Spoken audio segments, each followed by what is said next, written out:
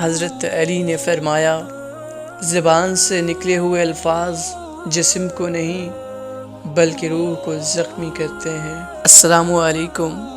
آج ہم آپ سے حضرت علی ابن ابی طالب کے کچھ اقوال شیئر کریں گے۔ امید کرتے ہیں کہ آپ کو یہ ویڈیو پسند آئے گی۔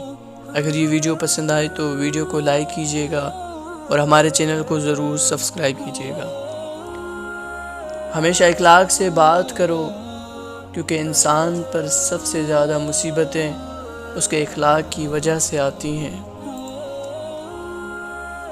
زندگی میں ہمیشہ اپنے چاہنے والوں کو اپنی کمی ضرور محسوس کرواؤ، مگر یہ دوری اتنی لمبی نہ کرو کہ کوئی آپ کے بغیر جینا سیکھ لے۔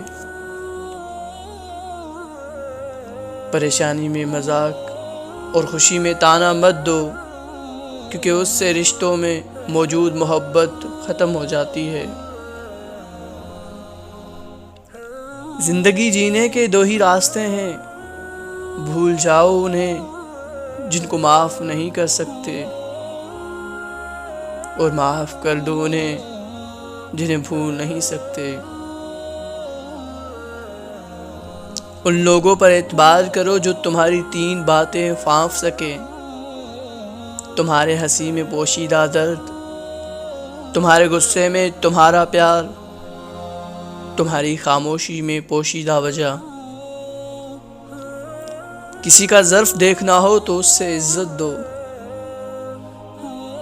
نفرت دیکھنی ہو تو آزادی دو، نیت دیکھنی ہو تو قرض دو، خلوص دیکھنا ہو تو اس سے مشورہ کر لو،